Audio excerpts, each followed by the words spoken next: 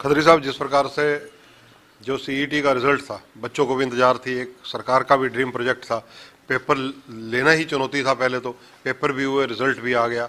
इस रिजल्ट की रेशो क्या रही और आप कितने सेटिस्फाइड हैं सारी चीज़ों से? इस पूरे रिजल्ट से मैं पूरी तरह से सेटिस्फाई हूँ। अगर कोई बच्चा कोई किसी तरह की उसकी कंप्लेंट है तो हमने कल लगभग 100 कैंडिडेट की कंप्लेंट्स का अवलोकन किया, तो कहीं ना कहीं कैंडिडेट की तरफ से ही अधूरी जानकारी थी, तो इसलिए कुछ प्रॉब्लम्स हैं। कोई आधार कार्ड को लेके, पीपीपी को लेके, या उसने क्लेम कुछ किया, नंबर कुछ मिल गए, क्योंकि ये प्रोसीजर 2-3 साल से शुरू था और स्टेटस जो है वो बाद में चेंज होता रहा। बच्चे को भी पता नहीं लगा कि मेरे घर में नौकरी आ गई, पर मुझे नॉन जॉब के नंबर मिल गए, पर जब उसने भरा था उसके घर में नौकरी नहीं थी। जैसा कि आपने सिनेरियो पूछा, तो 11,22,232 जो कैंडिडेट थे उन्होंने अप्लाई किया था और 7,73,572 लोग परीक्षा में बैठे थे, जिनमें से मेल कैंडिडेट 4,77,926 थे और फीमेल 2,95,627 थे। जो ट्रांसजेंडर जिनको हम बोलते हैं वो 19 कैंडिडेट थे और टोटल कैंडिडेट जो क्वालिफाई किए हैं रिजर्व कैटेगरी और जनरल के, वो 3,57,562 संख्या है, जिनमें मेल 2,25,005 और फीमेल 1,32,551 और जो ट्रांसजेंडर हैं वो 6 लोग क्वालिफाई हुए हैं। इस तरह से 3,57,562 लोग कुल क्वालिफाई हुए हैं और जिन्होंने परीक्षा दी थी ऐसे 4,16,010 कैंडिडेट जो हैं वो डिसक्वालीफाई हुए हैं, जो 50% और 40% की रेशो को अचीव नहीं कर पाए। खत्री साहब, जो ये चयन प्रक्रिया अपनाई गई, रिटन टेस्ट था, सारा कुछ था, इसमें पारदर्शिता का भी दावा किया जा रहा है। अब कितनी पोस्टें हैं, इनको कब तक भरा जाएगा और इसमें कितने बच्चों को इनमें से बुलाया जाएगा पोस्टों के अगेंस्ट? अभी हमारे पास सरकार की तरफ से जो सी क्लास के लिए हैं वो 30,369 पोस्टें जो हैं वो आई हुई हैं। इसमें टीजीटी की अलग से 7,500 हैं और पुलिस की लगभग 6,000 पोस्टें आई हैं। टीजीटी तो अलग स्टेट के आधार पे होगी, पुलिस सीईटी से ही होगा। इस तरह से हमारे पास सी क्लास के लिए अभी तक लगभग 42,000 पोस्टों की डिमांड है, जो रिक्विजिशन है वो सरकार की तरफ से आ चुकी है और अगले 15 दिन में हम इन 42,000 पोस्टों का विज्ञापन करने जा रहे हैं। खत्री साहब, अभी तो जो रिजल्ट आया उसमें बहुत त्रुटियां हैं। किसी बच्चे को 5 अंक नहीं मिलने चाहिए थे, मिल गए, किसी को मिलने चाहिए थे, नहीं मिल पाए, और कईयों की और कई शिकायतें इस तरह की बहुत ज़्यादा जनरल तौर पर देखी जा रही हैं जो बच्चे बता रहे हैं। कल ही हमने एक नोटिस निकाला है अपनी वेबसाइट पे और हमने बच्चों को कहा है कि 15 दिन का टाइम दिया है कि अगर कोई आपको त्रुटि लगती है तो आप उसको सुधार सकते हैं, हम अपने लेवल पे उसको सुधारेंगे और हमने बच्चों को 15 दिन का टाइम दिया है। त्रुटियां कुछ बच्चों को क्लेम के आधार पे हैं, क्योंकि प्रोसीजर 2-3 साल से चल रहा है तो स्टेटस चेंज हो रहा है, और कुछ पीपीपी से हमने अपने नोटिस में ही कहा था कि हम सारी चीज़ें आपकी पीपी से वेरीफाई करेंगे।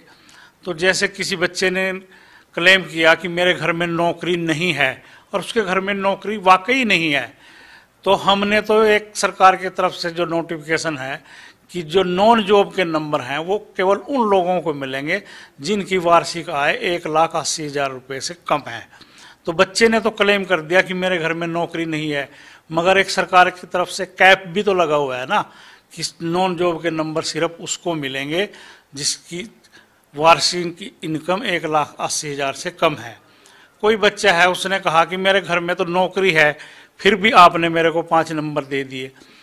जब उसने फार्म भरा था उस टाइम उसके घर में शायद नौकरी नहीं थी और उसने क्लेम किया और उस क्लेम को हमने एज इट इज मान लिया।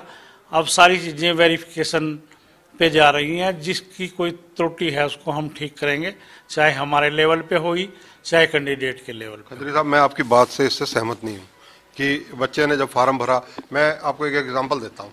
एक सगे भाई बहन है, उन्होंने भरा, बहन को तो 5 नंबर नहीं मिले, भाई के 5 नंबर जोड़ दिए गए, जबकि उस परिवार में सरकारी नौकरी है।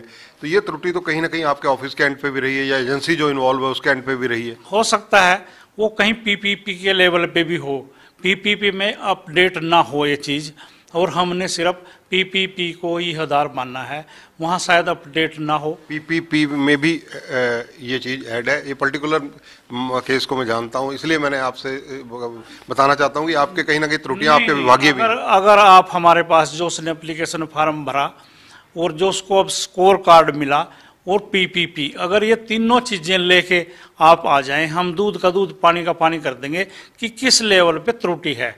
ऐसा नहीं है, कहीं ना कहीं तीनों स्टेजों पे कहीं ना कहीं एक स्टेज पे त्रुटि है, इसलिए ऐसा हुआ है, वरना नहीं होता ऐसा। खत्री साहब, सीईटी को क्वालिफाइंग बनाने के लिए क्या विचार चल रहा है? क्या सरकार को कोई लेटर लिखी है आपने?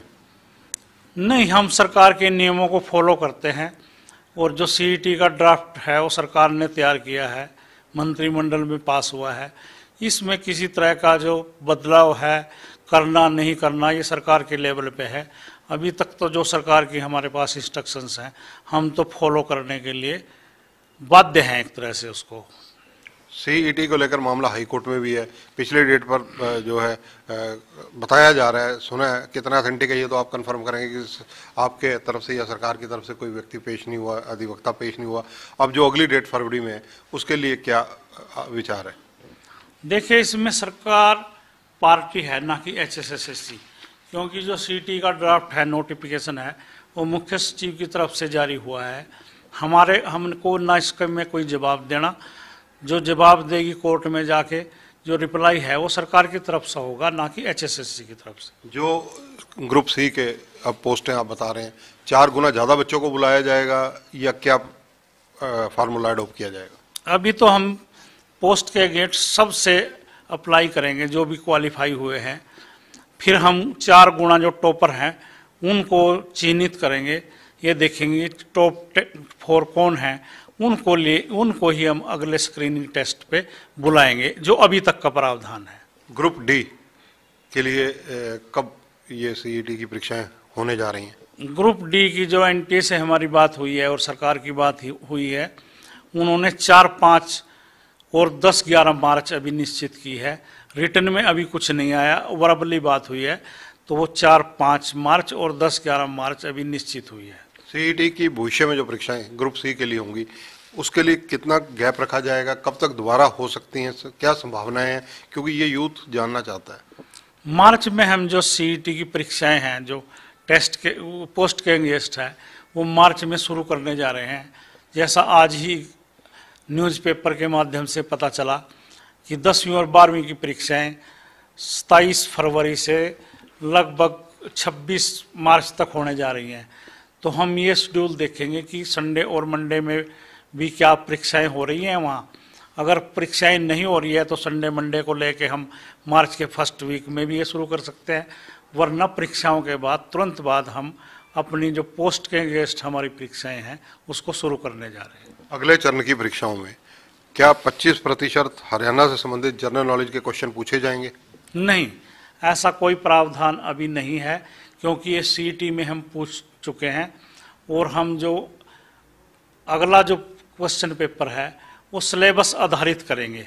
जैसे कोई जेई सिविल के लिए परीक्षा देने आ रहा है तो हम लगभग 50% से ऊपर उसको उसकी इंजीनियरिंग के बारे में पूछेंगे और 40% हरियाणा जीके अवेयरनेस, बाकी सब 40% या 30% पूछेंगे। हम अभी जो अगली परीक्षाएं हैं उनको जॉब ओरिएंटल करेंगे कि उसकी जॉब से संबंधित ही ज़्यादा क्वेश्चन उससे पूछे जाएं।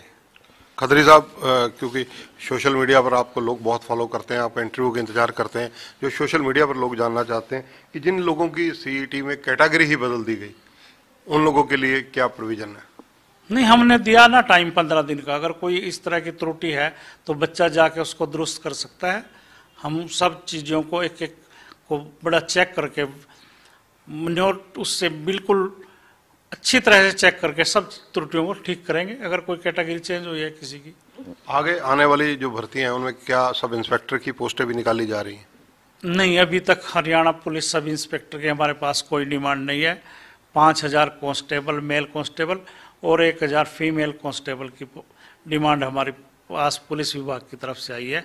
एसआई की अभी तक कोई मांग नहीं है हमारे पास। हरियाणा पुलिस का जो मामला हाई कोर्ट में लंबित है, या हाई कोर्ट में से कुछ ना कुछ डायरेक्शंस भी शायद आई हैं, उस मामले में क्या रुख रहेगा, कब तक उनकी ज्वाइनिंग हो सकती है?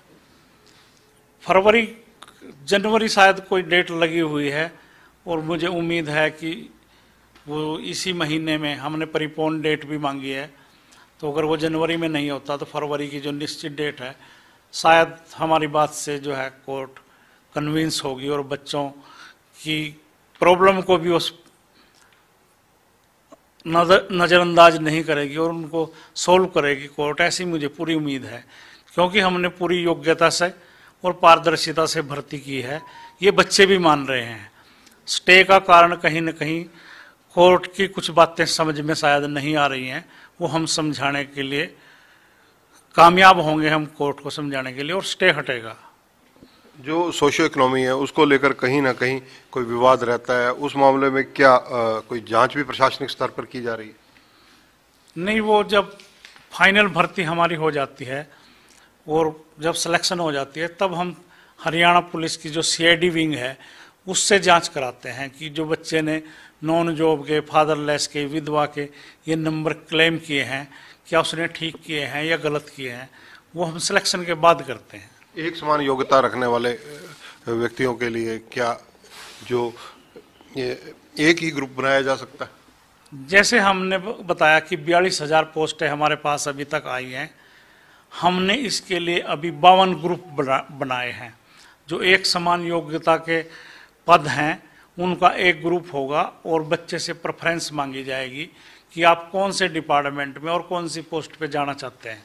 ये प्रॉब्लम हमको सिर्फ जो सिंपल ग्रेजुएट या सिंपल +2 क्वालिफिकेशन के लोग हैं वहाँ थोड़ी सी ये दिक्कत है, वरना हमने टेक्निकल पोस्टों ये कोई दिक्कत ही नहीं है। क्योंकि जो टेक्निकल पोस्ट है वो उसकी एक निश्चित योग्यता निर्धारित है, डिप्लोमा या डिग्री। इसी तरह से अगर देखा जाए तो ये चर्चाएं कि 10+2 वालों के लिए जो ग्रुप है वो 10 से 12 ग्रुप बनाए गए हैं। हाँ, इस तरह के बनाए हैं कि अगर किसी का +2 में साइंस जरूरी है या कॉमर्स जरूरी है या उसको मेडिकल नॉन मेडिकल जरूरी है, तो इस तरह के ग्रुप बनाए हैं। अगर किसी में क्वालिफिकेशन किसी भी स्ट्रीम से +2 या किसी भी स्ट्रीम से ग्रेजुएशन है, उसके कॉमन हमने ग्रुप बनाए हैं। आईटीआई इंस्ट्रक्टर की पेंडिंग जो रिजल्ट्स हैं वो कब तक आने की संभावना है? इस पे हम आज से ही काम शुरू करने जा रहे हैं, और ये जो रिजल्ट डिले हुए हैं इसका कारण ये था कि जो हमारे प्रोग्रामर या ऑपरेटर थे, कंप्यूटर ऑपरेटर, वो पिछले कई दिन से, लगभग 10 दिन से एनटीए के ऑफिस दिल्ली में व्यस्त थे, और हम इस पे जो हमारी 12-13 कैटेगरी 12/19 जो आईटीआई की है उस पे आज से ही हम प्रोसेस शुरू करने जा रहे हैं। अगर मैं एक और सवाल लेना चाहूँ कि वन टाइम रजिस्ट्रेशन टोटल कितने लोगों ने कराई थी, अगर आपको आंकड़ा याद हो? 11,22,000।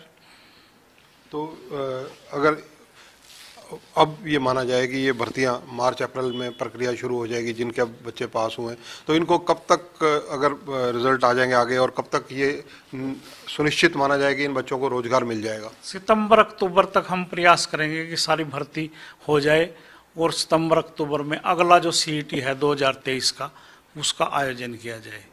खत्री साहब, बड़ा सीधा सवाल लेना चाहूँगा कि हरियाणा कर्मचारी चयन आयोग कहीं ना कहीं उंगली उठती रहती है कार्य प्रणाली को लेकिन देखा है कि आप का मोबाइल नंबर स्टूडेंट्स के पास भी है। स्टूडेंट अगर कोई अभ्यर्थी जिनको कहा जाए वो कोई दिक्कत होती है वो कॉल भी करते हैं। ऐसी कुछ कॉल्स मैंने अभी देखी भी, आप बात कर रहे थे कि स्टूडेंट्स को आप किस तरह इंश्योर करना चाहेंगे कि उनके साथ कोई यहाँ जाती नहीं होगी, खिलवाड़ नहीं होगा? बिल्कुल, हम व्हाट्सएप पे भी, कॉल पे भी सब बच्चों का समाधान करते हैं। जो यहाँ आते हैं उनको बताते हैं, और बच्चे 100% सेटिस्फाई होके जाते हैं कि कहीं ना कहीं मेरे लेवल पे या मेरे को कुछ गलत फहमी थी, वो उनकी जो त्रुटियां हैं, जो उनको प्रॉब्लम है, उनको सॉल्व करते हैं। और ये तो सॉफ्टवेयर का काम है, कंप्यूटर का काम है। इसमें हम चाह कर भी किसी से भेदभाव अगर करना भी चाहें नहीं कर सकते, क्योंकि कंप्यूटर ही मेरिट को उठाता है, सॉफ्टवेयर ही सब कुछ कर रहा है। मैनुअल यहाँ कोई कुछ नहीं, पिक एंड चूज नहीं है, सिर्फ मेरिट है। एक सवाल और लेना चाहूँगा ये, क्योंकि युवा वर्ग के ज़्यादातर चर्चा में देखा जाता है, जो डिस्कशन होती है उनमें आता है कि जो हरियाणा कर्मचारी चयन आयोग है उन्होंने ये जिस तरह से CET लिया, इस तरह की परीक्षाएं लेकर भर्ती प्रक्रिया को जटिल कर दिया गया, कॉम्प्लिकेटेड किया गया है। नहीं, ये जटिल नहीं है। ये सरकार की बहुत ही गेम चेंजर प्लान है कि हमारा बार 10 से 12 लाख लोगों का पेपर लेते थे, अब हमारे पास शॉर्ट लिस्टेड लोग हैं और एक मेरिटोरियस बच्चे हैं कि वो ही परीक्षा देंगे अगली। तो इससे तो काम आसान हो गया है, बल्कि ना कि इससे हार्ड हुआ है। वो बच्चे को प्रक्रिया हार्ड लग रही होगी कि कई चरणों से उसको गुजरना पड़ता है, पर ये जो है मेरिट को प्राथमिकता देगी ये जो पत्ती है। और बार बार जो लाखों लोगों का एग्जाम लेना पड़ता था HSSC को और सरकार को इंतजाम करने पड़ते थे, उससे छुटकारा मिलेगा। लिमिटेड काउंट ही अगली परीक्षा के लिए आएगा, तो ये तो सरल हो गई। और परीक्षा 2023 ऐसा वर्ष है जो 2024 मिशन इलेक्शंस का है, उसको भी लेकर फोकस रहेगा। तो कुल कितनी भर्तियां 31 दिसंबर 2023 तक आपको उम्मीद है कि आपके यहाँ आपकी कलम से हो जाएंगी?